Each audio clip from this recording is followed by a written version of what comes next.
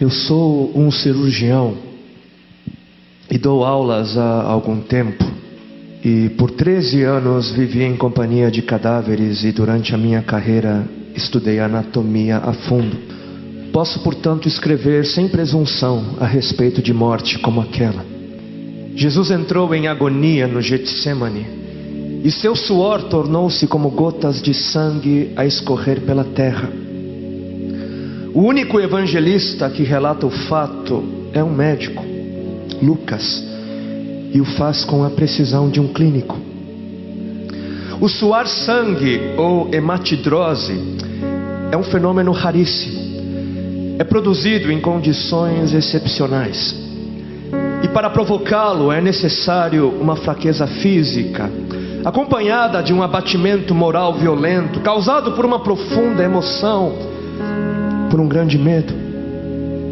O terror, o susto, a angústia terrível de sentir-se carregando todos os pecados dos homens devem ter esmagado Jesus.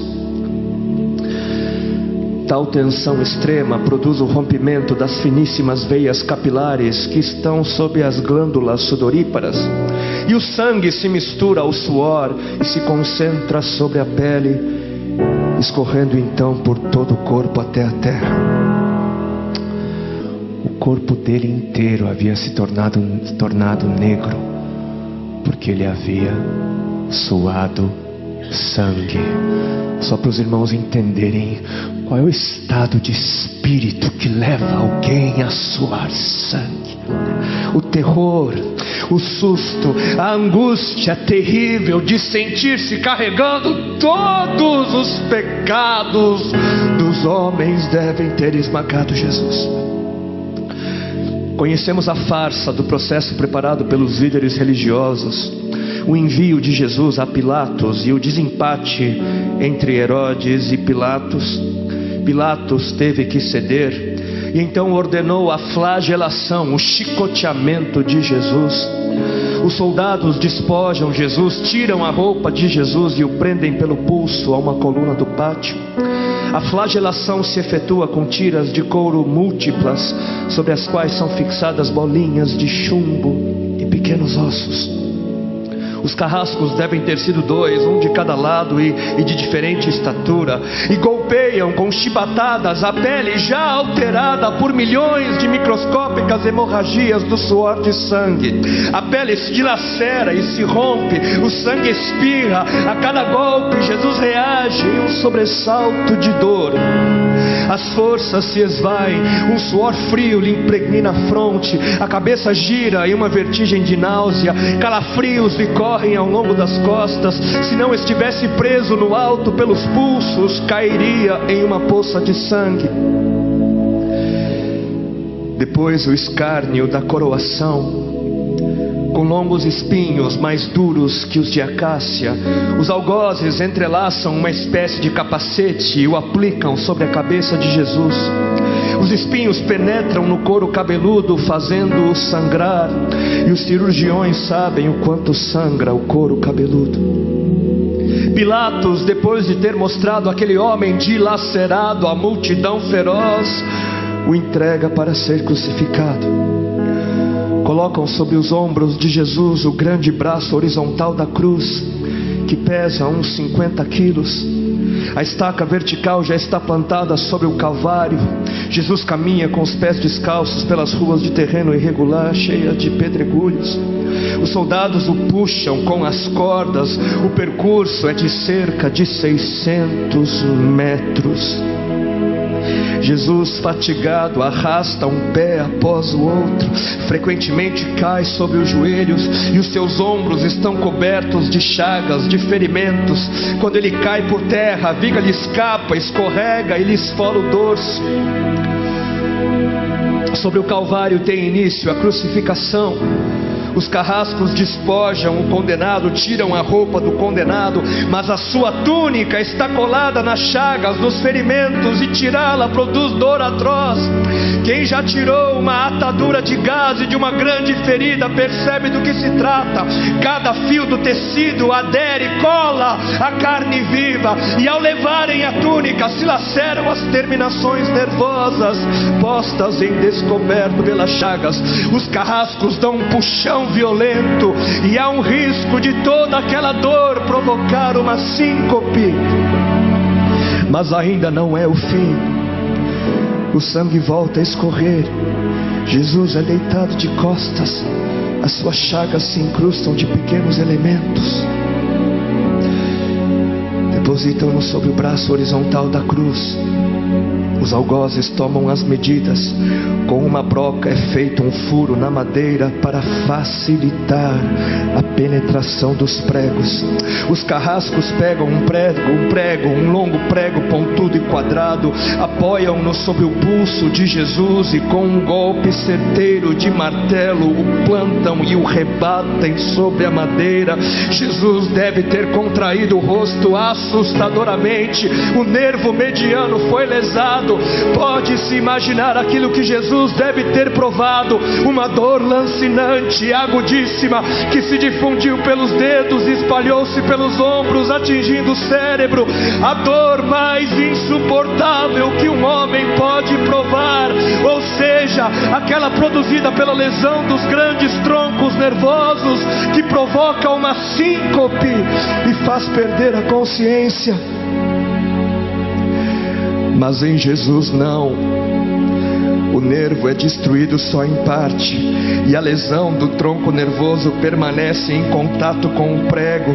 E quando o corpo for suspenso na cruz, o nervo se esticará fortemente como uma corda de violino esticada, e a cada solavanco, a cada movimento, vibrará despertando dores dilacerantes.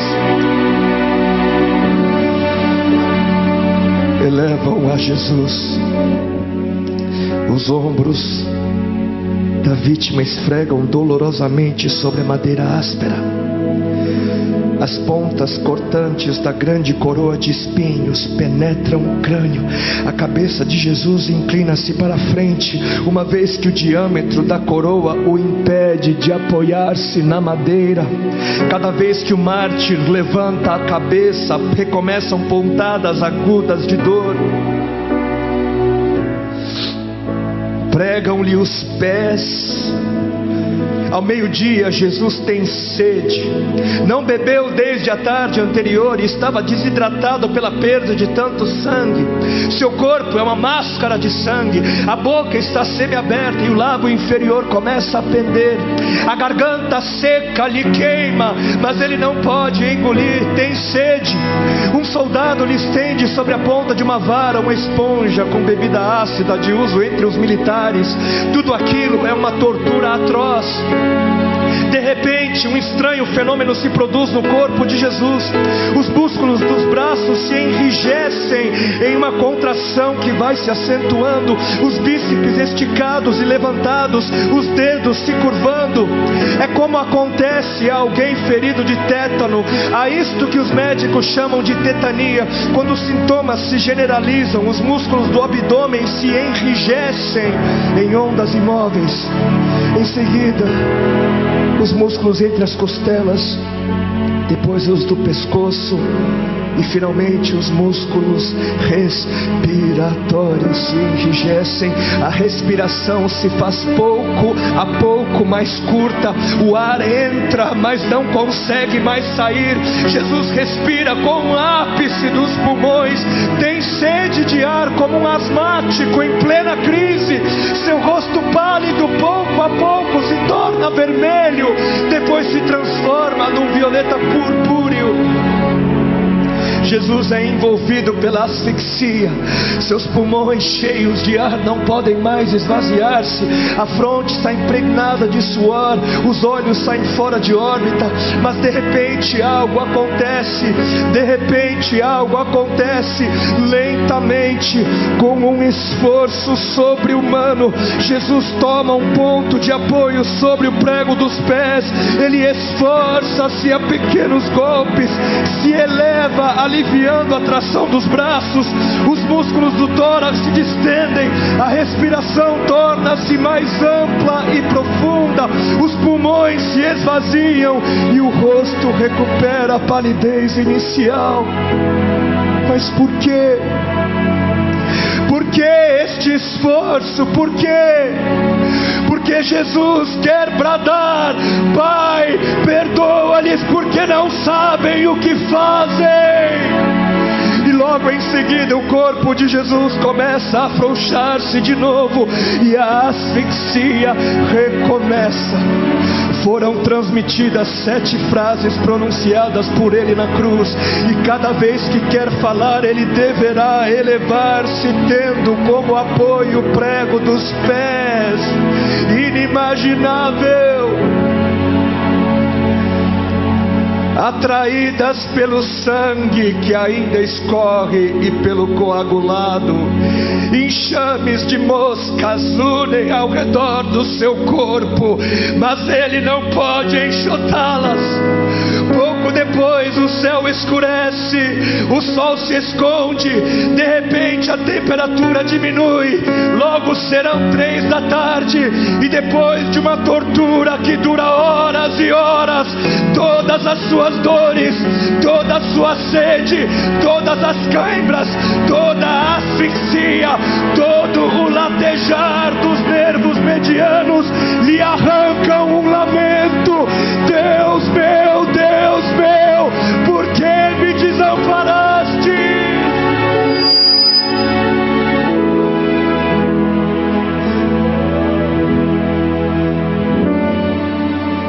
Jesus grita: está consumado! E em seguida, num grande brado, diz: Pai, nas tuas mãos entrego meu espírito.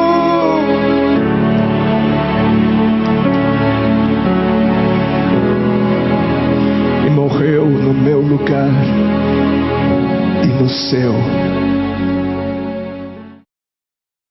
Obrigada por assistir e ajude o canal com seu like, por favor, e se inscreva de graça.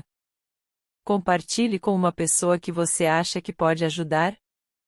Se preferir, comente algo.